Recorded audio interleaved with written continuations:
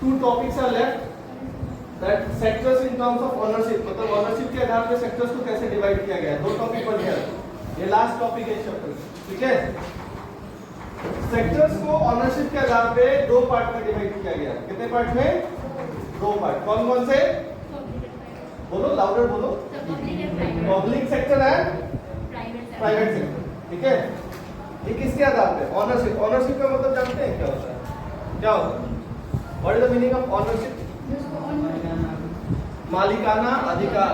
Ownership का मतलब क्या होता है? मालिकाना अधिकार। अधिकार कह सकते हैं या फिर इसको हम लोग क्या कह सकते हैं? हक कह सकते हैं। अधिकार या हक। तो मालिकाना अधिकार के हिसाब से दो पार्ट में बांटा गया है। किसको? सेक्टर्स को। एक होता है, पहला जो है पब्लिक सेक्टर है, और दूसरा जो होता है वो क्या होता है? प्राइवेट। तो टॉपिक आप लोग भी डाल दीजिएगा, पब्लिक सेक्टर टॉपिक में डाल दीजिए। हाँ,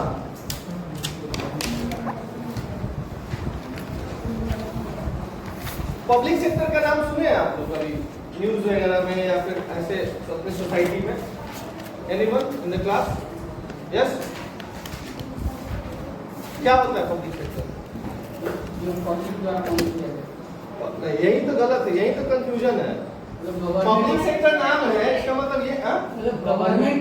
हाँ, पब्लिक सेक्टर क्या होता है? इसमें बेसिकली जो ऑनर होता है वो कौन होता है? गवर्नमेंट ऑर्डर होता है। मालिक कौन होता है? गवर्नमेंट होता है। जो भी इसके एसेट्स होते हैं, ठीक है, वो सारा का सारा एसेट्स, एसेट्स मतलब क्या होता है? संपत्ति, है ना। वो सारा का सारा एसेट किसका होता है? सरकार का होता है, ठीक है। पब्लिक सेक्टर इंडस्ट्रीज क्या होते हैं? ये वैसे सेक्टर होते हैं जिसमें all the assets will and all the services will be provided by government. सारा का सारा एसेट्स और सारा का सारा सर्विस किसके द्वारा प्रोवाइड किया जाता है? सरकार के द्वारा प्रोवाइड किया जाता है। Write down. In public sector the government, इसको लिख भी लीजिएगा। In public sector the government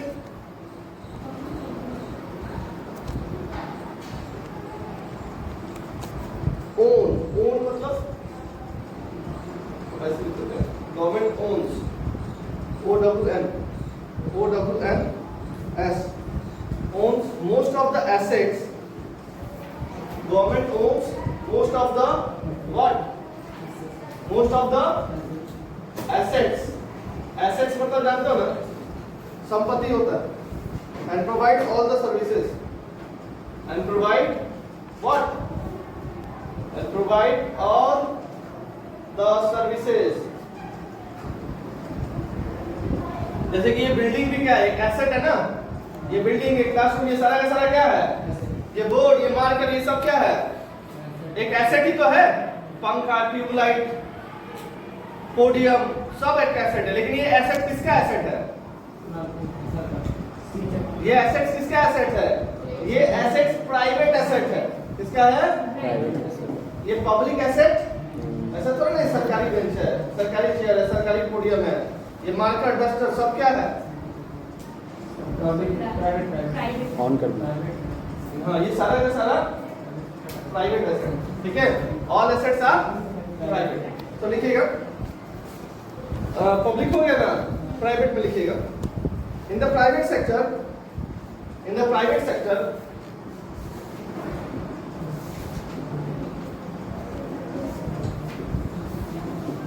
in the private sector, ownership of assets, ownership of what? Ownership of assets and delivery of services and delivery of what? Services is in the hand of private individual or company. Is in the hand of private individual and companies. Private individual and companies. इसमें example भी लिख लीजिएगा, दोनों में example लिख लीजिएगा। Public sector में क्या आ जाएगा? रेलवेज किसके अंतर्गत आता है? पब्लिक सेक्टर में आता है। पोस्ट ऑफिस इसमें आएगा पब्लिक सेक्टर में। हॉस्पिटल में दो प्रकार के होते हैं ना, एक गवर्नमेंट वाले होते हैं और एक प्राइवेट होते हैं। तो गवर्नमेंट हॉस्पिटल जैसे एम्स वगैरह हो गया, IGMI हो गया, इंदिरा गांधी जो पटना में है, तो ये सारा का सारा किस में आएगा? पब्लिक सेक्टर में आएगा, समझ रहे हो ना? वैसे ही कुछ हॉस्पिटल जैसे फोर्टिस हो गया, है ना, और आपका मेदांता हो गया, ये सारे हॉस्पिटल किसमें आएंगे?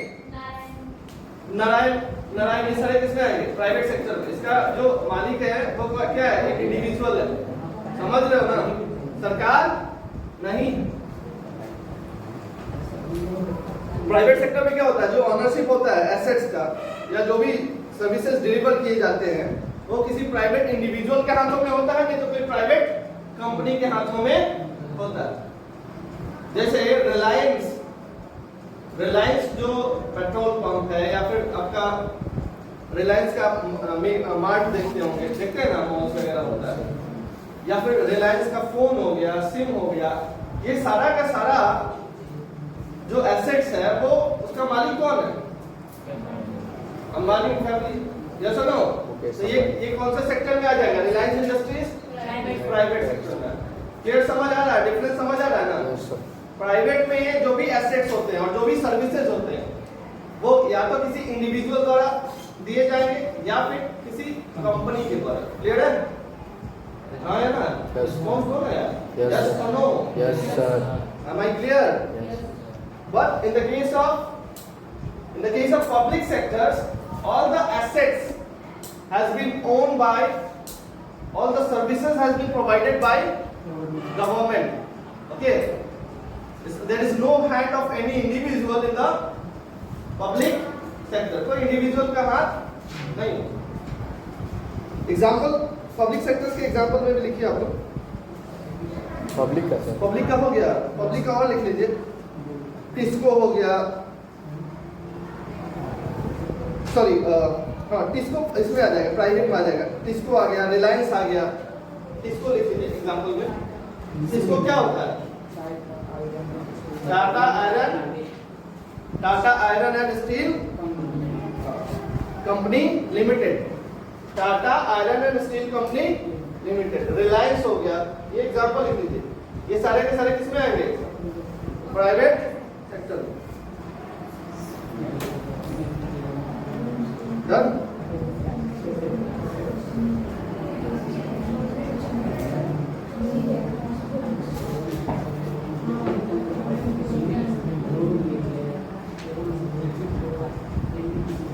हो गया? सबका हुआ? एग्जाम्पल जरूर लिखिएगा।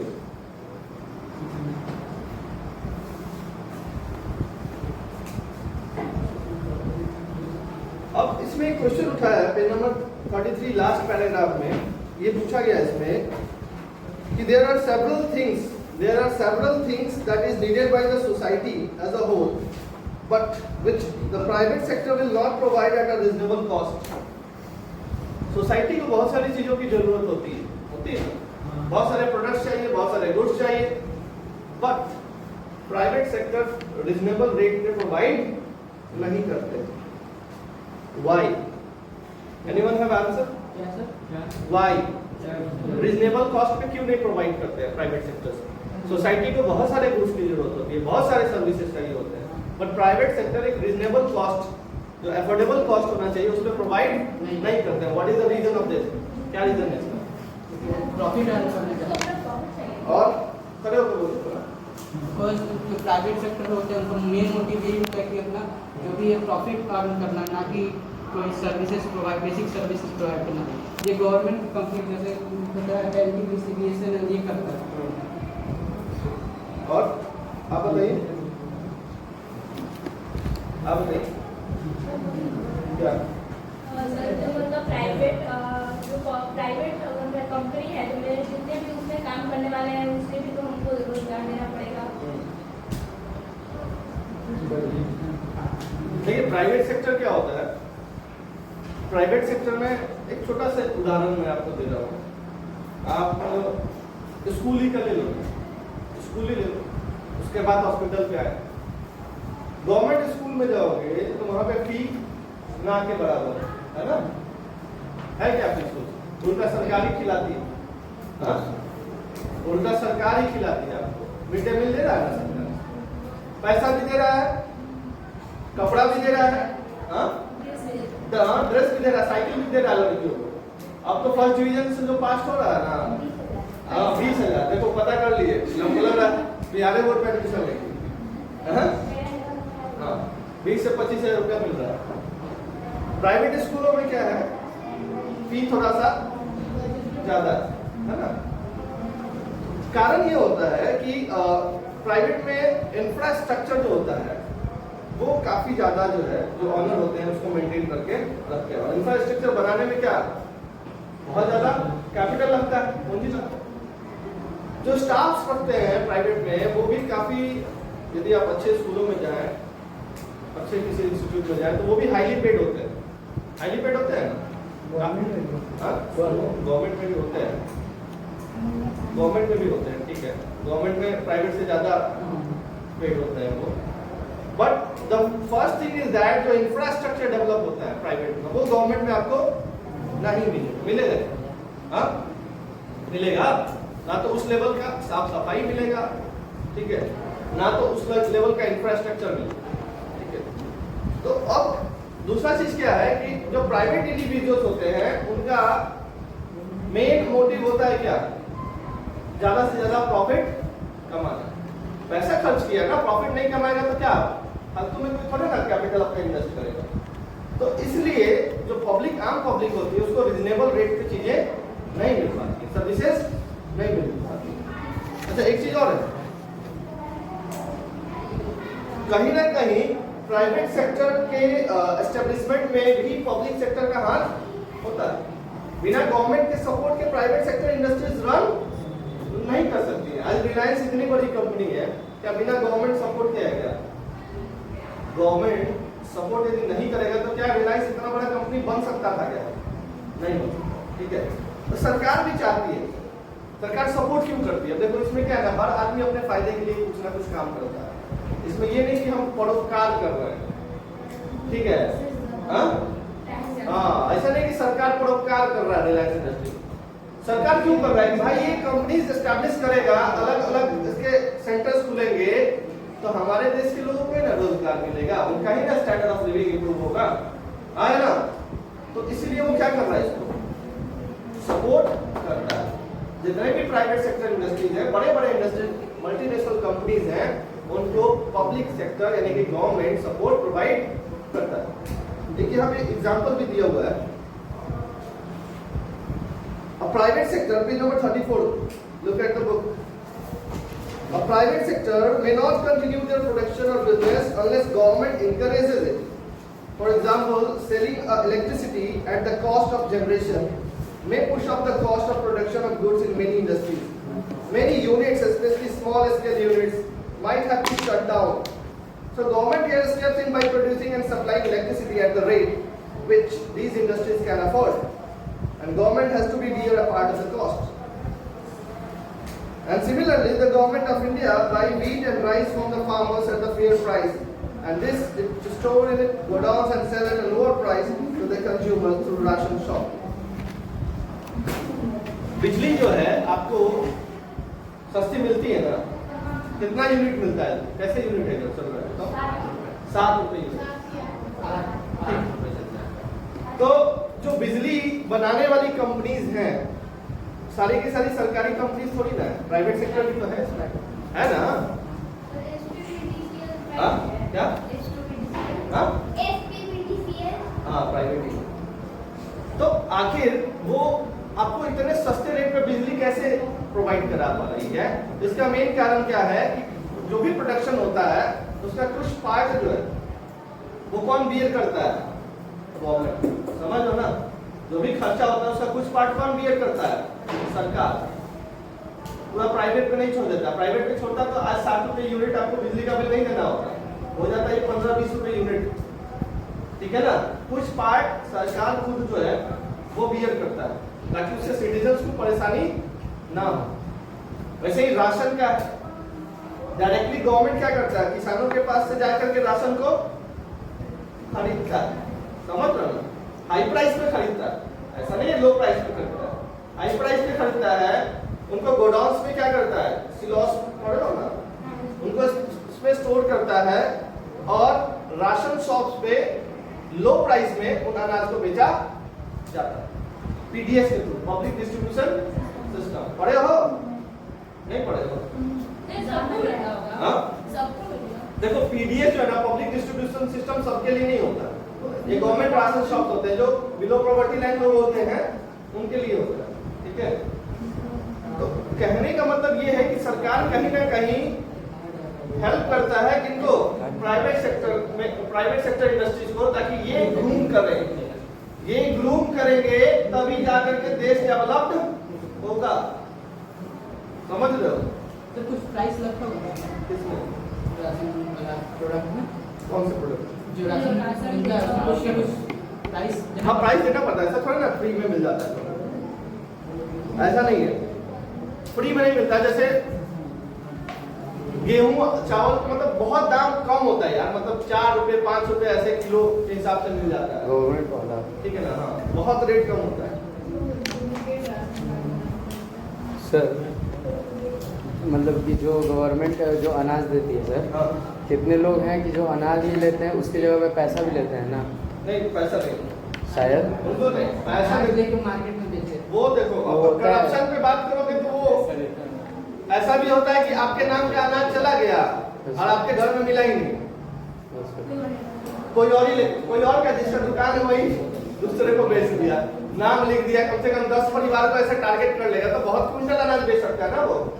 सर मेरा कहना कह रहे कि जो बहुत लोग हैं कि जो अनाज नहीं लेते हैं, हाँ अब बहुत लोग हैं कि लेकर दूसरी जगह मतलब कि बेच कर कुछ और ले लेते हाँ हैं। हाँ ये चीज है। ये चीज़ है। और कितने लोग हैं कि वहाँ से अनाज नहीं लेते हैं, वहाँ से शायद पैसे लगते हैं, ऐसा कुछ है सर वहाँ? देखो ये होता क्या है, अब ये पूरा काम सेटिंग का होता है। तुम जो कह रहे हो राशन शॉप से अनाज ना लेकर के पैसा ले, यस। अब उसमें होगा क्या कि राशन शॉप वाले से ही डील कर लेंगे कि भाई हमारा अनाजवा जो ना फलाना के दे दिया है ना, हमारा खाली क्या चाहिए, पैसा चाहिए, ठीक है।